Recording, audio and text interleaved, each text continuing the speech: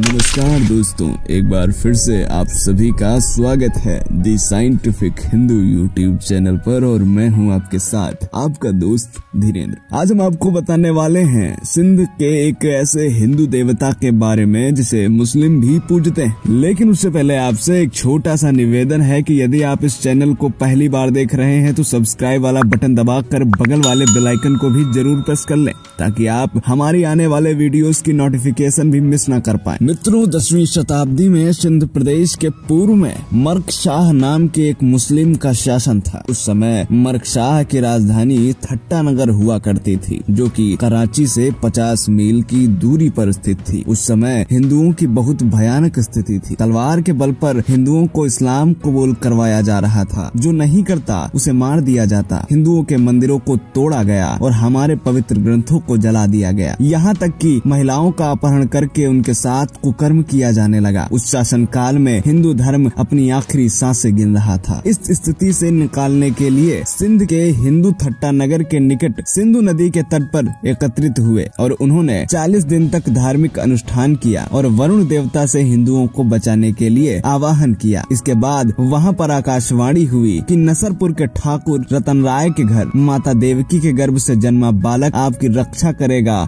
और आपको अत्याचारों से मुक्त करेगा। भविष्यवाणी सच निकली और विक्रमी संवत 1007 को चैत्र शुक्ल द्वितीया के दिन नसरपुर में उनका जन्म हुआ। बालक का नाम उदयचंद था, लेकिन झूले में झूलने के शौक के कारण उनका नाम झूलेलाल पड़ गया। उनको उडेरो वाला, घोड़े वारो, पल्ले वारो, ज्योति वारो और अमरलाल नाम से भी जाना जाने लगा। संत झूलेलाल ने यह निष्कर्ष निकाला था कि अगर हिंदू समाज जागृत होता है तभी उनका बच पाना संभव है। उनका मानना था कि वे अभी अपनी दैवीय शक्तियों से तो हिंदुओं को मर्क शाह से बचा लेंगे, लेकिन भविष्य में कभी उनके साथ इस प्रकार का अत्याचार न हो, इसके लिए उनको स्वयं ही अपनी रक्षा करनी सीखनी होगी। अपनी किशोरावस्था में उन्होंने अनेक चमत्कार दिखाए जिससे हिंदू जनता का उन पर विश्वास हो गया। अनेक स्थानों पर जाकर संत झूलेलाल जी ने हिंदू समाज का जागरण करना शुरू कर दिया। कहा कि युगों युगों से जिस वरुण देवता की पूजा करते आए हो मैं वही हूँ, तथा भयमुक्त हो जाओ और अपने आप को संगठित करना शुरू कर दो, क्योंकि मर्क शाह हिंदुओं की संगठित शक्ति का सामना नहीं कर पाएगा। इन सब बातों का हिंदू जनता पर गहरा प्रभाव पड़ा और उनके अंदर आत्मविश्वास जागृत होना शुरू हो गया। संत झूलेलाल जी ने मर्क शाह को संदेश भेजा कि तुम्हारा कर्तव्य जनता की बिना भेदभाव की सेवा करना है और उनकी रक्षा करना है, लेकिन तुम हिंदुओं पर अत्याचार कर रहे हो। यदि तुमने हिंदुओं पर अत्याचार करना बंद नहीं किया तो दंड भुगतने के लिए तैयार हो जाओ। इसी समय आकाश में भीषण गर्जना हुई और मूसलाधार बारिश होने लगी। बरसात के कारण नदियों में आई बाढ़ से थट्टा नगरी जलमग्न हो गई। मर्क शाह यह देखकर डर गया, लेकिन कट्टर होने के कारण वह नहीं माना और न उसने कोई उत्तर दिया। लेकिन जब झूलेलाल जी को कोई अन्य रास्ता नहीं दिखा तो उन्होंने हिंदुओं की संगठित सेना के साथ थट्टा नगर पर आक्रमण कर दिया। भीषण युद्ध के बाद संत झूलेलाल जी के नेतृत्व में हिंदुओं ने थट्टा नगर पर जीत हासिल कर वहां अपना अधिकार कर लिया। इसके बाद जनता के आग्रह पर संत झूलेलाल जी वहां पर शासक बने और उन्होंने हिंदू से मुस्लिम बन चुके 5 लाख हिंदुओं की घर वापसी भी कराई। इस प्रकार झूलेलाल जी ने सिंध में हिंदुओं को इस्लामिक अत्याचारों से मुक्ति दिलवाई। इसके बाद संत झूलेलाल जी सिंधी हिंदुओं के इष्ट देवता बन गए।